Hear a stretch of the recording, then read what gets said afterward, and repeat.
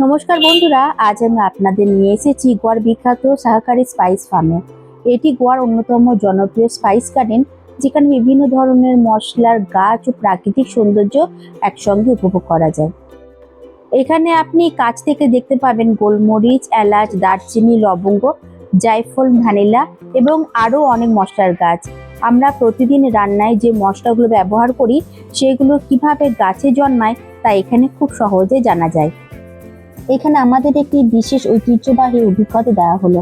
শরীরকে সতেজ করার জন্য পিঠে ভেষজ জল ঢালা হয়, যা খুবই আরামদায়ক এবং রিফ্রেশিং অনুভূতি দেয়। ঘোরাঘুরির পর আমরা এখানে সুস্বাদু খাবার উপভোগ করলাম। সবুজ প্রকৃতির মাঝে বসে খাওয়ার অভিজ্ঞতা দারুণ ছিল।